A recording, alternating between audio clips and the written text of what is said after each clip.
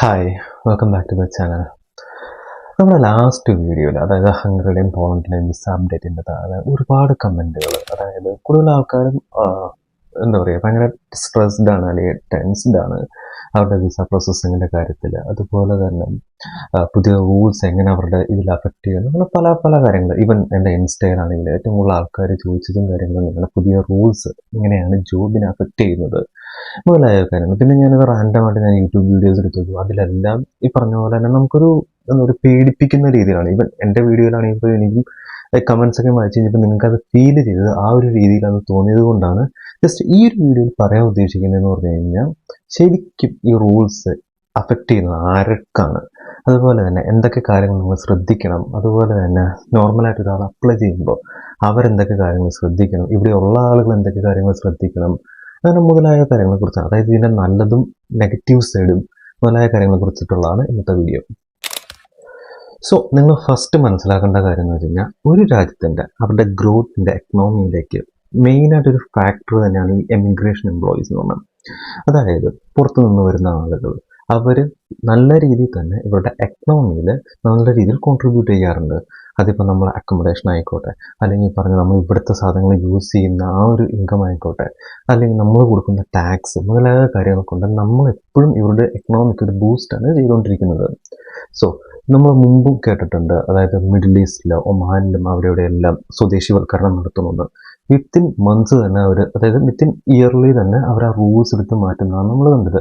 Same scenario തന്നെയാണ് ഇവിടെയും expecting ചെയ്യാൻ പോകുന്നത്. കാരണം ഒരു പരിധി വരെ ഈ പറഞ്ഞ ജോബുകൾ അല്ലെങ്കിൽ പറഞ്ഞ നമ്മുടെ കോൺട്രിബ്യൂഷൻ എന്ന് പറഞ്ഞാൽ വലിയൊരു ഇമ്പാക്റ്റാണ് ഇവരുടെ എക്കണോമിക്കുള്ളത്. ഇനി എൻ ചാൻസ് അത് മാറുന്നില്ലെങ്കിൽ തന്നെ ഇവരുടെ എക്കണോമിക്ക് തന്നെയാണ് അത് നെഗറ്റീവായിട്ട് വരുന്നത്. സോ നിങ്ങളെപ്പോഴും പോസിറ്റീവായിട്ടിരിക്കുക. ഈ ഒരു റൂൾ വന്നു എന്ന് പറഞ്ഞുകൊണ്ട് അതൊരിക്കലും നിങ്ങളുടെ ജോബിനോ അല്ലെങ്കിൽ നിങ്ങളുടെ ഫ്യൂച്ചർ യൂറോപ്യൻ ഡ്രീംസിനെയോ അങ്ങനെ കാര്യങ്ങൾക്കൊന്നും ഇത് അഫക്റ്റ് ആവുന്നില്ല. ഇത് ചിലപ്പോൾ ടെമ്പററി ഒരു ടൈറ്റ്നെസ് വരും എന്നുണ്ടെങ്കിലും ലോങ് ടൈമിൽ അതൊരിക്കലും ഒരു പോസിബിൾ ആയിട്ടുള്ള കാര്യമില്ല. കാരണം ഒരു എമിഗ്രൻ്റ് ഇവിടെ വരുന്നത് കൊണ്ട് ഈ രാജ്യത്തിനാണ് കൂടുതൽ ഇത്, അതായത് അവരുടെ എക്കണോമിക്ക് ബൂസ്റ്റ് ഉണ്ടാകും. അതുപോലെ തന്നെ നമ്മുടെ കോൺട്രിബ്യൂഷൻ അവർക്ക് തന്നെയാണ് ബെനിഫിറ്റ് കൂടുതൽ എന്നുള്ള കാര്യം നിങ്ങൾ ഫസ്റ്റ് മനസ്സിലാക്കി വെക്കുക.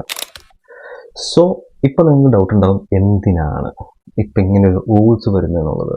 ഇതിൽ മെയിനായിട്ടെന്ന് പറഞ്ഞു കഴിഞ്ഞാൽ ഇവരുടെ ജോബ് മാർക്കറ്റ് പ്രൊട്ടക്റ്റ് ചെയ്യുക എന്നുള്ളൊരു രീതി തന്നെയാണ്. അതായത് ഓൾറെഡി എക്സിസ്റ്റിംഗ് ആയിട്ട് ഇവിടെയുള്ള ആളുകൾ അല്ലെങ്കിൽ ഇവിടെ റെസിഡൻസി ഉള്ള ആളുകൾക്ക് സഫീഷ്യൻ്റ് ആയിട്ടുള്ള ജോബിന് ഫസ്റ്റ് പ്രയോറിറ്റി കൊടുക്കുക എന്നുള്ളത് അതൊരു ഫസ്റ്റ് കാര്യമായിട്ട് എടുക്കും.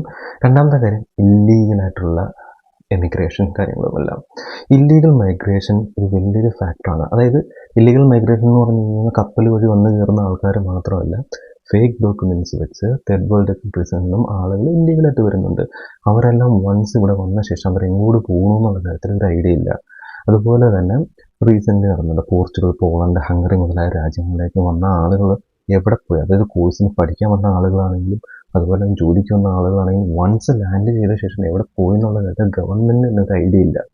സോ ഇതെല്ലാം ഇത് നോക്കുന്നത് പറഞ്ഞാൽ ഇവിടെയുള്ള ആളുകളുടെ സേഫ്റ്റി അങ്ങനെ മുതലായ കുറേ ഫാക്ടേഴ്സിനകത്ത് ഇൻവോൾവ് ആവുന്നത് കൊണ്ടാണ് സ്ട്രിക്റ്റ് റൂൾ വരുന്നത്. അതല്ല, ഞാൻ പല യൂട്യൂബേഴ്സിൻ്റെ വീഡിയോ കണ്ടു, ഇവിടെ റേസസ് ആണ്, അതാണ് ഇതാണ്, അങ്ങനെ പല കഥകളും വരുന്നുണ്ട്. പക്ഷെ ഇത് മെയിനായിട്ടുള്ളതെന്ന് പറഞ്ഞാൽ ജോബ് മാർക്കറ്റ് പ്രൊട്ടക്ഷൻ, ഇല്ലീഗലായിട്ടുള്ള ഈ പറഞ്ഞ മൈഗ്രേഷൻ കാര്യങ്ങൾ കൺട്രോൾ ചെയ്യുക, പിന്നെ സേഫ്റ്റി മുതലായ കാര്യങ്ങൾക്കാണ് പ്രയോറിറ്റൈസ് ചെയ്യുന്നത്. ഇനി നമുക്ക് ഇതിന്റെ നല്ല സൈഡും ചീത്ത സൈഡും നോക്കാം. ഇതിൽ നല്ല സൈഡ് എന്ന് പറഞ്ഞാൽ ഫസ്റ്റ് ഓഫ് ഓൾ നിങ്ങൾ സ്കാമിലാവാനുള്ള പോസിബിലിറ്റീസ് കുറയുവാണ്. അതായത് റീസെന്റ് ഇയേഴ്സിൽ ഏറ്റവും കൂടുതൽ സ്കാം ആക്ടിവിറ്റീസ് നടന്നിട്ടുള്ള രാജ്യമാണ് പോളണ്ട്, പോർച്ചുഗൽ, ഹംഗറി വർക്ക് പെർമിറ്റിന്റെ കേസിൽ.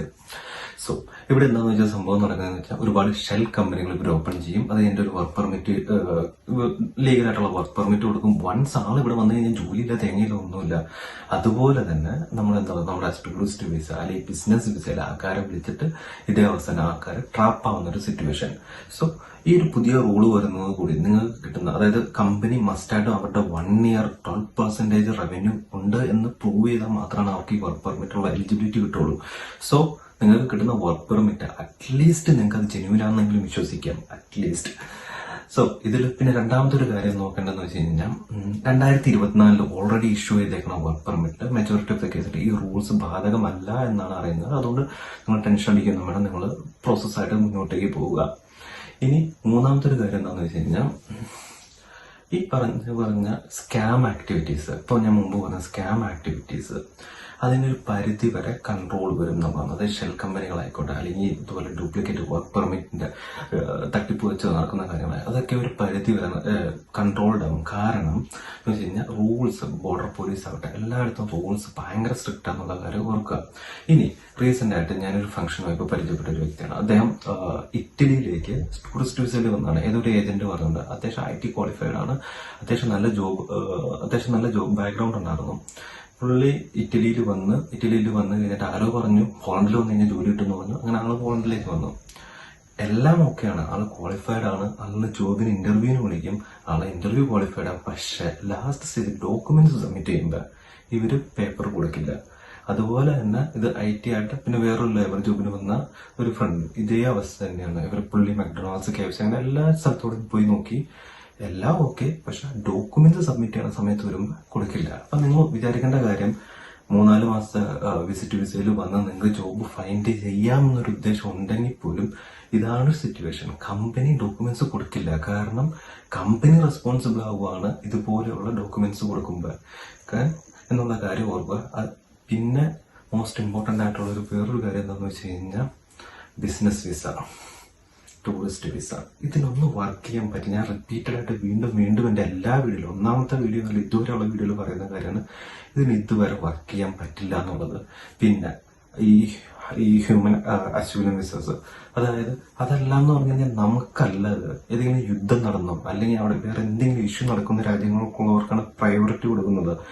നമുക്ക് കിട്ടാതിരിക്കാം. പക്ഷെ നിങ്ങളൊന്ന് ആലോചിച്ച് നോക്കുക, 2-3 കൊല്ലം വിസയോ യാതൊരു ലീഗൽ ഡോക്യുമെന്റ്സോ ഇല്ലാതെ ഒരു രാജ്യത്ത് കിടക്കുന്നതാണ് നിങ്ങൾക്ക് ഇത്ര വലിയ ഫൈനാൻഷ്യൽ ഫ്രീഡം ആയിട്ട് നിങ്ങൾ കാണുന്നത് എന്നുള്ള കാര്യം ഓർക്കുക. അതുകൊണ്ട് കണ്ട ഏതെങ്കിലും വേട്ടാവളിയൻ എന്തെങ്കിലും പറഞ്ഞെന്ന് പറഞ്ഞുകൊണ്ട് കയ്യിലുണ്ടാകുന്ന 4-5 ലക്ഷം രൂപ കൊടുത്ത് നിങ്ങൾ കയറി വരുന്നതിന് മുമ്പ് ഈ പറഞ്ഞ കാര്യങ്ങളൊക്കെ പ്രോപ്പറായിട്ട് ചെക്ക് ചെയ്ത ശേഷം മാത്രം വരിക. ഇനി ഇതിന്റെ വേറെ ബെനിഫിറ്റ് എന്താണെന്ന് വെച്ച് കഴിഞ്ഞാൽ, നമ്മുടെ കൂട്ടത്തിൽ നിന്നും ക്വാളിഫൈഡ് ആയിട്ടുള്ള ആളുകൾ, ശരിക്കും ഡിസേർവിംഗ് ആയിട്ടുള്ള ആളുകൾ വരികയും, അതായത് അതുപോലെ തന്നെ ഒരു ഫെയർ മാർക്കറ്റ് സെറ്റപ്പ് വരികയാണ് ചെയ്യുന്നത്. അതായത് നമ്മൾ ക്വാളിഫൈഡ് ആണ്, ഒരു ലിമിറ്റഡ് ആളുകളെ വിസ ഇഷ്യൂ ആവുന്നുള്ളൂ. സോ നമുക്കും മാർക്കറ്റിൽ, അതായത് ഡിമാൻഡ് ആൻഡ് സപ്ലൈ ആണല്ലോ, അപ്പൊ സപ്ലൈ കുറയും തോറും ഡിമാൻഡ് കൂടും, സാലറി കൂടും. സോ ഒരു എംപ്ലോയി എന്നുള്ള ഒരു കൺസിഡറേഷൻ വെക്കുവാണെങ്കിൽ ആ ഒരു സൈഡ് നോക്കുമ്പോൾ നമുക്ക് സാലറി കൂടുതൽ കിട്ടാനോ അല്ലെങ്കിൽ ഒരു ഫെയർ സാലറി നമുക്ക് കിട്ടാനുള്ള ഒരു പോസിബിലിറ്റി കൂടുതലാണ്. ബാഡ് സൈഡ്, നെഗറ്റീവ് സൈഡിൽ ഫസ്റ്റ് അഫക്ട് ചെയ്യുന്നത് ഈ പറഞ്ഞ പോലെ തന്നെ കോമ്പറ്റീഷൻ തന്നെയാണ്. ചിലപ്പോൾ എന്താ പറയാ, ഹൈലി ക്വാളിഫൈഡ് ആയ ആളുകൾ നമുക്ക് ചുറ്റും ഉണ്ടായതുകൊണ്ടും ഒരേ വിസയ്ക്ക് വേണ്ടി അപ്ലൈ ചെയ്യുമ്പോൾ ഈ പറഞ്ഞ ഒരു ലിമിറ്റേഷൻ ഉണ്ടായതുകൊണ്ട് ആരാണോ കൂട്ടത്തിൽ ബെസ്റ്റ് അവർക്കായിരിക്കും വിസ കിട്ടാനുള്ള പോസിബിലിറ്റീസ് കൂടുതൽ എന്നുള്ള കാര്യമാണ് ഫസ്റ്റത്തെ ഒരു നെഗറ്റീവ് ഉള്ളത്. സോ ഇതിൽ വേറെ ഗുഡ് സൈഡ് എന്താണെന്ന് വെച്ച് കഴിഞ്ഞാൽ, ഈ അണ്ടനോടൊന്നും എന്താ പറയാ, നമ്മൾ ഫേക്ക് ഡോക്യുമെന്റ്സ് വെക്കുന്നവരെയൊക്കെ ഫസ്റ്റ് നെഗ്ലക്ട് ചെയ്ത് കഴിഞ്ഞിട്ട് ക്വാളിഫൈഡ് ആയ ആളുകളിൽ നിന്നും ബെറ്റർ മാത്രമാണ് ഇവർ പിക്ക് ചെയ്തെടുക്കുന്നത്.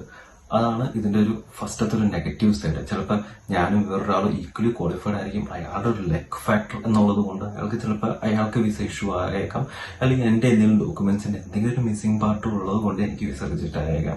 അതാണ് ഇതിന്റെ ഫസ്റ്റത്തെ ഒരു നെഗറ്റീവ്. രണ്ടാമത്തെ കാര്യം എന്ന് പറഞ്ഞു കഴിഞ്ഞാൽ കോസ്റ്റ് ആയിരിക്കും. കാരണം നമ്മുടെ എലിജിബിലിറ്റി പ്രൂവ് ചെയ്യുന്ന സമയത്ത് നമ്മളെ എപ്പോഴും ഈ രാജ്യങ്ങളിലെ ഒരു വിസ കിട്ടാനുള്ള ഏറ്റവും എളുപ്പ വഴി എന്ന് പറഞ്ഞു കഴിഞ്ഞാൽ ഇവിടുത്തെ ലാംഗ്വേജ് ഫ്ലുവന്റ് ആണെന്ന് കാട്ടുക എന്നുള്ളതാണ്. സോ അങ്ങനെ വെക്കുമ്പോൾ ഈ യൂഷ്വൽ ഒരു വിസയുടെ കൂട്ടത്തിൽ തന്നെ ഈ ലാംഗ്വേജ് പഠിക്കാനുള്ള കോസ്റ്റും കാര്യങ്ങളെയും കാട്ടുക എന്ന് പറഞ്ഞു കഴിഞ്ഞാൽ അതും ഒരു അഡീഷണൽ ഒരു എക്സ്പെൻസ് ആയിട്ടാണ് കൺസിഡർ ചെയ്യേണ്ടത്. പിന്നെ ഏറ്റവും നെഗറ്റീവായിട്ടുള്ള കാര്യം, ഇത്ര ആപ്ലിക്കേഷൻസ് വരുന്നു, ഡിലേ പ്രോസസ്സാകും. കാരണം ഒരുപാട് ചെക്കിങ്ങും കാര്യങ്ങളൊക്കെ നടക്കുന്നത് കൊണ്ട് ഒരു ഡിലേ നമുക്ക് എക്സ്പെക്ട് ചെയ്യാം. നമ്മുടെ വിസ പ്രോസസ്സിങ്ങും കാര്യങ്ങളും നമ്മൾ വിചാരിച്ച പോലെ, അല്ലെങ്കിൽ നിങ്ങളുടെ ഏജൻസി പറഞ്ഞ പോലെ ക്വിക്കായിട്ടൊരു വിസ കിട്ടാനുള്ള പോസിബിലിറ്റീസ് കുറവായിരിക്കും. അതിൻ്റെതായ സമയമെടുത്ത് പതുക്കെയായിരിക്കും ഇത്. കാരണം ഇത്രയും വെരിഫിക്കേഷൻസും കാര്യങ്ങളും ചെയ്യുന്നത് കൊണ്ട് ഇത്രയും ടൈം എടുക്കാനുള്ള പോസിബിലിറ്റീസ് കൂടുതലായിരിക്കും. സോ ഇതൊക്കെയാണ് അതിന്റെ നല്ലതും ചീത്തയായിട്ടുള്ള വശങ്ങൾ. ഇനി നമ്മൾ വിസ പ്രിപ്പയർ ചെയ്യുന്ന സമയത്ത്, അല്ലെങ്കിൽ നമ്മൾ വിസയ്ക്ക് അപ്ലൈ ചെയ്യുന്ന സമയത്ത് നമ്മൾ ശ്രദ്ധിക്കേണ്ട കുറച്ച് കാര്യങ്ങളുണ്ട്. അതിൽ ഫസ്റ്റത്തെ കാര്യം, ഇത് മാത്രമാവരുത് നിങ്ങളുടെ ലക്ഷ്യം എന്നുള്ളത്. അതായത് വേറൊരു രാജ്യത്ത് വന്നു വിട്ട് കഴിഞ്ഞാൽ ഞാൻ രക്ഷപ്പെടും, അങ്ങനെ ഒരു ചിന്തയുടെ ആവശ്യമൊന്നും വേണ്ട. നമുക്ക് ഒരുപാട് ഓപ്പർച്യൂണിറ്റീസ് പല രീതിയിൽ പല വഴിക്ക് വരും. നമ്മളിപ്പോൾ ജസ്റ്റ് ഇതൊരു ബാക്കപ്പ് പ്ലാൻ പോലെ നമുക്ക് എപ്പോഴും ഒരു സെക്കൻഡ് വഴി വേണം. എന്നാൽ മാത്രമേ നമുക്ക് ഈ പറഞ്ഞ എന്താ പറയാ, സാമ്പത്തികമായിട്ടാണെങ്കിലും മെന്റലി ആണെങ്കിലും നമ്മൾ ഈ പറഞ്ഞ ഒരു സങ്കടത്തിൽ നിന്ന് ഒഴിവാവുള്ളൂ. ഞാൻ സംസാരിച്ച പകുതി കൂടുതൽ ആൾക്കാരുടെ മെയിൻ ഇഷ്യൂ എന്ന് വെച്ച് കഴിഞ്ഞാൽ ഇവര് ഒരൊറ്റ പ്ലാൻ, ഇത് ഇങ്ങനെ വന്ന് ഇവിടെ വന്ന് രക്ഷപ്പെടണം, അല്ലെങ്കിൽ അങ്ങനെ നല്ലതാണ്. പക്ഷെ എന്താ കുഴപ്പമെന്ന് വെച്ച് കഴിഞ്ഞാൽ ഇവരെല്ലാം ഈ ഫസ്റ്റത്തെ ഒരു റിജക്ഷൻ വന്നു കഴിയുമ്പോൾ രണ്ടാമത് ചെന്ന് പറഞ്ഞ ഇതിങ്ങനെ സ്കാമിങ് ടീമുകളുടെ അടുത്തേക്കാണ്. അങ്ങനെയും ഒരുപാട് കാശ് നഷ്ടപ്പെടും. ഇതൊക്കെയാണ് പലരുടെയും സ്റ്റോറീസിൽ എനിക്ക് മനസ്സിലാൻ പറ്റുകയില്ല. സോ ഇത് മാത്രമാവരുത് നിങ്ങളുടെ പ്ലാൻ. ഇത് വിസ കിട്ടുക കിട്ടാതിരിക്കും, അത് എന്താ പറയുക, ലോകാവസാനത്തെ സംഭവമൊന്നുമല്ല. കിട്ടാതിരിക്കും. ഇവൻ ചിലപ്പോൾ ഞാൻ നാളെ വെച്ച് കഴിഞ്ഞാൽ എനിക്കും ചിലപ്പോൾ റിജക്ഷൻ വന്നിരിക്കാം. അങ്ങനെയൊക്കെയുള്ള പോസിബിലിറ്റീസ് ഉണ്ട്. റൂൾസ് മാറിക്കൊണ്ടിരിക്കും. സോ നമ്മുടെ കയ്യിലുള്ള കാര്യങ്ങളിലേക്കാണ് നമ്മൾ കൂടുതൽ പ്രയോറിറ്റി കൊടുക്കണം. നമ്മുടെ കയ്യിലില്ലാത്ത കാര്യത്തെക്കുറിച്ച് നമ്മൾ ടെൻഷൻ അടിച്ചിട്ട് നമുക്ക് പ്രത്യേകിച്ച് യാതൊരു യൂസും ഇല്ല. സോ നമ്മുടെ കയ്യിലുള്ള കാര്യങ്ങൾ എന്തൊക്കെയാണ്? നമ്മുടെ ഫൈനാൻഷ്യൽ സ്റ്റെബിലിറ്റി. ഇതിൽ എന്ന് പറഞ്ഞു കഴിഞ്ഞാൽ നമ്മുടെ എൻ്റയർ സേവിങ്സ് എടുത്തു വെച്ച് നമ്മൾ ഈ വിസ ഏജൻസിക്ക് ഇപ്പോൾ 10 ലക്ഷം രൂപ കൊടുത്ത് കഴിഞ്ഞിട്ട് നമ്മൾ കൈകെട്ടി നോക്കിയിരിക്കുക എന്ന് പറഞ്ഞാൽ നിങ്ങൾ വീണ്ടും ആ ഒരു കുഴിയിലേക്ക് പോവുകയുള്ളൂ. നിങ്ങളുടെ മെന്റൽ ആണെങ്കിൽ നിങ്ങളുടെ ഫിസിക്കലാണെങ്കിൽ എല്ലാം നിങ്ങൾക്ക് ആ ഒരു സ്ട്രെസ് നിങ്ങളിലേക്ക് വരുവാണ്. സോ ഒരിക്കലും നിങ്ങളുടെ എൻ്റയർ സേവിങ്സ് എടുത്തു കൊടുത്ത് അല്ലെങ്കിൽ നിങ്ങൾ ബാങ്ക് ലോൺ എടുത്തു കൊടുത്ത് ഇമാതിരി എന്താ പറയുക വിസയ്ക്ക് കൊടുക്കാതിരിക്കുക. നിങ്ങൾ ആദ്യം നിങ്ങൾക്കൊരു ബാക്കപ്പ് ഉണ്ടാക്കി വെക്കുക. പിന്നെ രണ്ടാമത്തെ കാര്യം, നിങ്ങൾ പോകുന്ന രാജ്യത്തെക്കുറിച്ച് നിങ്ങൾ പ്രോപ്പറായിട്ട് മനസ്സിലാക്കിയിരിക്കുക. ആ രാജ്യത്ത് വരാൻ പോകുന്ന റൂൾസ്, അല്ലെങ്കിൽ ആ രാജ്യത്തെ ഏറ്റവും കൂടുതൽ ഓപ്പർച്യൂണിറ്റി ഉള്ള ജോബുകൾ, അങ്ങനെ ഡീറ്റെയിൽ ആയിട്ടൊന്ന് റിസർച്ച് ചെയ്ത ശേഷം മാത്രം വേണം നിങ്ങൾ ഇറങ്ങി വരാൻ. കാരണം എന്താ വെച്ച് കഴിഞ്ഞാൽ പലരും യൂറോപ്പ് അല്ലെങ്കിൽ കാനഡ അല്ലെങ്കിൽ UK എന്തിനാ പോകുന്നത് എന്ന് ചോദിച്ചു കഴിഞ്ഞാൽ അതിനൊരു ആൻസർ ഇല്ല. സോ നമുക്ക് തന്നെ ഒരു ഐഡിയ ആണ്. ഇപ്പൊ ഞാൻ ഫോർ എക്സാമ്പിൾ ആയിട്ട് പറയാം, നിങ്ങളൊരു മെക്കാനിക് അല്ലെങ്കിൽ ഇതൊക്കെയാണ് നിങ്ങൾക്ക് ഏറ്റവും നല്ല രാജ്യം സ്ലോവാക്യ അല്ലെങ്കിൽ ചെക്ക് റിപ്പബ്ലിക് പോലുള്ള രാജ്യങ്ങളാണ്. കാരണം അവിടെയാണ് ഏറ്റവും കൂടുതൽ പ്ലാന്റുകളും കാര്യങ്ങളൊക്കെ ഉള്ളത്. സോ അങ്ങനെ നമുക്ക് തന്നെ ഒരു ഐഡിയ വേണം നമ്മൾ ഏത് രാജ്യത്തേക്കാണ് പോകുന്നതെന്നും അതുപോലെ തന്നെ ആ രാജ്യത്ത് റീസെന്റ് നടന്ന റൂൾസ് ചേഞ്ചസ് കാര്യങ്ങൾ, അവിടുത്തെ എമിഗ്രേഷൻ ലോസ് കാര്യങ്ങൾ കുറിച്ച് നമുക്ക് തന്നെ ഒരു ഐഡിയ വേണം ഫസ്റ്റ്. അതിനുശേഷം വേണ്ടി മാത്രമാണ് നിങ്ങൾ ഈ പറഞ്ഞ ഏജൻസി പറയുന്നത് കേൾക്കേണ്ട ആവശ്യമുള്ളൂ. നിങ്ങൾ ആദ്യം നിങ്ങൾക്കൊരു ക്ലിയർ പാത്ത് ഉണ്ടാക്കുക. ഇന്ന രാജ്യത്ത് ഇന്ന ജോബിന് പ്രയോറിറ്റീസ് കൂടുതലാണ്, അതുകൊണ്ട് ഞാൻ അങ്ങോട്ട് പോകുന്നു. അതല്ലാതെ ഞാൻ ഈ വിസയിൽ വന്നു, അത് കഴിഞ്ഞിട്ട് അല്ലെങ്കിൽ ഞാൻ ഇന്ന വിസയിൽ വന്നു, അത് കഴിഞ്ഞ് ഞാൻ ഇപ്പുറത്തേക്ക് ചാടിയിട്ട് എന്താ ചെയ്യണ്ടേ, ഇന്ന രാജ്യത്തേക്ക് വന്നു കഴിഞ്ഞിട്ട് നിങ്ങൾ എന്താ ചെയ്യേണ്ടത് എന്നൊരു ചോദ്യത്തിന് നിങ്ങൾക്ക് ഒരു ഐഡിയ ഉണ്ടായിരിക്കണം നിങ്ങൾ എന്താണ് ചെയ്യാൻ പോകുന്നത്. കാരണം നിങ്ങൾ വേറൊരു രാജ്യത്താണ്, ഭാഷയോ കാര്യങ്ങളോ ഒന്നുമില്ല, അത് വേറൊരു രാജ്യത്താണ് നിങ്ങൾ നിൽക്കുന്നത്. നിങ്ങൾ വിചാരിക്കുന്ന പോലെ അത്ര എളുപ്പമല്ല. നമ്മൾ ഒന്ന് പെട്ട് കഴിഞ്ഞു കഴിഞ്ഞാൽ അതിന്റെ കൂട്ടത്തിൽ തന്നെ നമ്മൾ സാമ്പത്തികമായിട്ടും പെട്ടിട്ടുണ്ടെങ്കിൽ നമ്മൾ ഖലാസ്. അതുകൊണ്ടാണ് ഞാൻ വീണ്ടും റിപ്പീറ്റഡ് ആയിട്ട് പറയുന്നത്. ഞാൻ ഒരുപാട് ആൾക്കാരുടെ എക്സ്പീരിയൻസ് കേട്ടിട്ടാണ് ഈ വീഡിയോയിൽ വീണ്ടും ഇത് ഉൾപ്പെടുത്തി പറഞ്ഞുകൊണ്ടിരിക്കുന്നത്. സോ ഇനി രണ്ടാമത്തെ കാര്യം എന്താണ്? നല്ല സ്കിൽസ്. അതായത് നിങ്ങൾ ഏത് വിസയ്ക്ക് വേണ്ടിയാണ് സബ്മിറ്റ് ചെയ്യുന്നത്, ആ ഒരു ജോബിന് റിലേറ്റഡ് ആയിട്ടുള്ള സ്കിൽസ് നിങ്ങൾ പഠിച്ചെടുക്കുക എന്നുള്ളതാണ്. അതായത് മാൻഡേറ്ററി ആയിട്ട് ആ ഒരു സ്കിൽസ് അത് ഇമ്പ്രൂവ് ആക്കാനുള്ള കാര്യങ്ങളെല്ലാം നിങ്ങൾ ഡോക്യുമെന്റ്സ് പർപ്പസിലും അതുപോലെ തന്നെ നിങ്ങളുടെ ജോബിലേക്ക് കൊണ്ടുവരിക. ജോബിലേക്ക് കൊണ്ടുവരാൻ പറയാനുള്ള കാരണം എന്താണെന്ന് വെച്ച് കഴിഞ്ഞാൽ, ഒരു റിസഷൻ സംഭവിച്ചു അല്ലെങ്കിൽ എന്തെങ്കിലും നെഗറ്റീവ് സംഭവിച്ചാലും കൂട്ടത്തിൽ ആദ്യം ഒഴിവാക്കുന്നത് ഈ സ്കില്ല് കുറഞ്ഞ ആളുകളായിരിക്കും. സോ നിങ്ങൾക്ക് ഇവിടെ വന്നാൽ മാത്രം പോരല്ലോ, ഡോക്യുമെന്റ്സിൽ നമ്മൾ ഫേക്ക് ചെയ്ത് കാട്ടിയാൽ മാത്രം പോരല്ലോ, അതേ സാധനം തന്നെ നമുക്കിവിടെ ജോലിയിലും വേണ്ടേ. അപ്പൊ ആ ഒരു കാര്യങ്ങളും കൂടി ഉറപ്പിക്കുക. അതുപോലെ തന്നെ ഈ സീസണൽ വർക്ക് പെർമിറ്റിൽ വരുന്നവരും ഈ പറഞ്ഞ സ്കിൽസ് നിങ്ങൾക്കുണ്ടെങ്കിൽ ഓട്ടോമാറ്റിക്കലി നിങ്ങൾ ലക്കിയാണ്. നിങ്ങളുടെ ടൈമും കറക്റ്റ് ആണെങ്കിൽ ചിലപ്പോൾ നിങ്ങളുടെ വിസ ഡയറക്റ്റ് ആയിട്ട് ഇവിടെ തന്നെ റിന്യൂ ചെയ്യാനുള്ള ഒരു ലക്ക് ഉണ്ടായിരിക്കും. സോ ഫോക്കസ് ഓൺ സ്കിൽസിൽ മാക്സിമം നിങ്ങൾ കോൺസെൻട്രേറ്റ് ചെയ്യുക. പിന്നെ മൂന്നാമത്തെ ഒരു കാര്യം ചെയ്യേണ്ടത് ലാംഗ്വേജ് പഠിക്കുക എന്നുള്ളത്. ഞാൻ ലാംഗ്വേജ് പഠിക്കില്ല, അങ്ങനെ പ്രൊമോട്ട് ചെയ്യുന്നില്ല. കാരണം എന്ന് വെച്ചാൽ ഞാൻ പഠിക്കാതെ വന്ന ആളാണ്. ഞാൻ ഇവിടെ വന്നിട്ടാണ് ഇതിനുവേണ്ടി ശ്രമിച്ചത്. പക്ഷെ ഞാൻ എപ്പോഴും ഇപ്പോഴത്തെ ഒരു സാഹചര്യത്തിൽ, ഇപ്പൊ 2018 ആരെങ്കിലും ചോദിച്ചാൽ ഞാൻ ഇത് തന്നെ ആൻസർ പറഞ്ഞത്. പക്ഷെ ഇപ്പോഴത്തെ ഒരു സാഹചര്യത്തിൽ നമ്മൾ കൂട്ടത്തിൽ ഹൈലി കോമ്പറ്റീറ്റീവ് ആണെന്ന് കാട്ടാനും കൂട്ടത്തിൽ ആ ഒരു എന്താ പറയാ ലിമിറ്റഡ് വിസ പ്രോസസ്സിംഗ് ഒന്ന് ബൈപ്പാസ് ചെയ്ത് പോരാനാണെങ്കിലും ലാംഗ്വേജ് എപ്പോഴും അഡീഷണൽ ഒരു സപ്പോർട്ടീവ് ഫാക്ടർ ആയിരിക്കും. സോ ഇപ്പൊ ജർമ്മനിയിലേക്കോ അല്ലെങ്കിൽ ജർമ്മൻ സംസാരിക്കുന്ന സ്പാനിഷ് സംസാരിക്കുന്ന രാജ്യങ്ങളിലേക്ക് പോകുന്നവർക്കാണെങ്കിൽ നമ്മുടെ നാട്ടിൽ ഇതിന്റെ കോഴ്സസ് അവൈലബിൾ ആണ്. ഇപ്പൊ ഡച്ച് ആണെങ്കിലും നിങ്ങൾ അതിനെക്കുറിച്ച് എന്താ പറയുക, നിങ്ങൾക്ക് അതിനൊരു BT സർട്ടിഫിക്കറ്റ് ഒക്കെ ഉണ്ടെങ്കിൽ നിങ്ങൾക്ക് ഈ പറഞ്ഞ വലിയ ടെൻഷനൊന്നും ഇല്ലാതെ നിങ്ങൾക്ക് പീസ്ഫുൾ ആയിട്ടിരിക്കുക. കാരണം നിങ്ങൾ ഈ വെച്ച ഡോക്യുമെന്റ്സിനേക്കാൾ ഒന്നും കൂടി നിങ്ങൾ സുപ്പീരിയർ ആണ്. സോ കൂട്ടത്തിൽ ഞാനിപ്പം പറഞ്ഞു, കൂട്ടത്തിൽ ബെസ്റ്റ് ആയിട്ടുള്ളവർ അവരെടുക്കുമ്പോൾ നമ്മൾ അതിനകത്ത് പെടുക എന്ന് മാത്രമാണ് നമ്മുടെ അൾട്ടിമേറ്റ് ആയിട്ടുള്ള ഒരു ഇനി മൂന്നാമത്തെ കാര്യം എന്ന് പറഞ്ഞാൽ പ്രൊഫഷണലിസം ആണ്.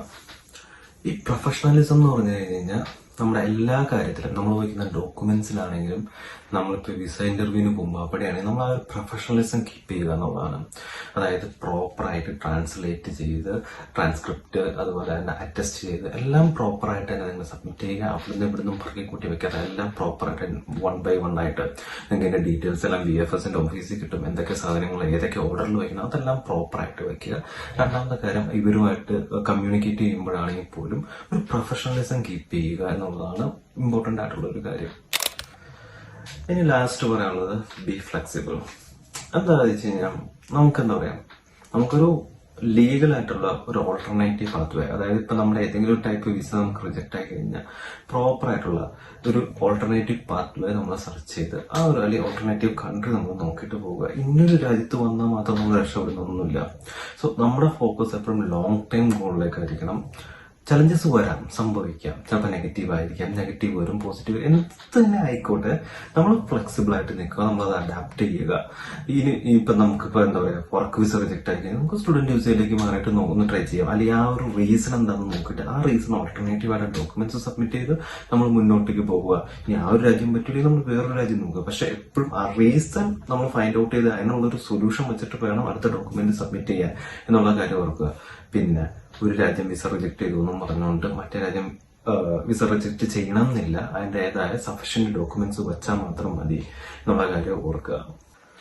സോ ഇത്രയൊക്കെയാണ് ഈ വീഡിയോയിൽ പറയാനുള്ളത്. നിങ്ങളിപ്പോൾ ഏത് വിസയിലായിക്കോട്ടെ ഏത് രാജ്യത്തേക്കായിക്കോട്ടെ ഈ മൈഗ്രന്റ് എംപ്ലോയീസ് എന്ന് പറഞ്ഞു കഴിഞ്ഞാൽ അതൊരു ആ ഒരു രാജ്യത്തിന്റെ ഒരു എക്കണോമിയുടെ വലിയൊരു ഫാക്ടർ തന്നെയാണ്. അതിപ്പോൾ നമ്മുടെ ടാക്സ് മണി ആയിക്കോട്ടെ, അല്ലെങ്കിൽ നമ്മളിവിടെ നിൽക്കുമ്പോൾ സ്റ്റേ ചെയ്യുമ്പോൾ ഇതായിക്കോട്ടെ, ഇല്ലെങ്കിൽ നമ്മൾ ഈ പറഞ്ഞ വിസ പ്രോസസ്സിങ്ങിന് വന്നാൽ സ്റ്റുഡന്റ് ആയിട്ട് വരുമ്പോൾ നമ്മൾ യൂണിവേഴ്സിറ്റിയിൽ അടയ്ക്കുന്ന ഫീസ് ആയിക്കോട്ടെ, ഇതെല്ലാം ഇവരുടെ രാജ്യത്തിന്റെ എന്താ പറയുക എക്കണോമിയിലേക്ക് കോൺട്രിബ്യൂട്ട് ചെയ്യുന്നതാണ്. അതുകൊണ്ട് ഇവർ ഇന്നോ നാളെ എടുത്ത് തൂത്തുപറകി കളയുന്നില്ല. റെസ്ട്രിക്ഷൻസ് ഉണ്ട്, പക്ഷെ അതും പറഞ്ഞുകൊണ്ട് അവർ വിസ ബ്ലോക്ക് ചെയ്തു എന്നല്ല അർത്ഥം. റെസ്ട്രിക്ഷൻസ് വെക്കുന്നതിനാ ആ കൂട്ടത്തിൽ നല്ല ആളുകളെ സെലക്ട് ചെയ്യാൻ വേണ്ടി, അതും ഇവരുടെ കാര്യം നന്നാവാൻ വേണ്ടി എന്നുള്ളത് മാത്രമേ ഉള്ളൂ. സോ നിങ്ങൾ നിങ്ങളുടെ ഡോക്യുമെന്റ്സ് പ്രോപ്പർ ആവുക, ബി പോസിറ്റീവ്, നിങ്ങൾക്ക് എല്ലാവർക്കും വിസ കിട്ടും. Thanks for watching.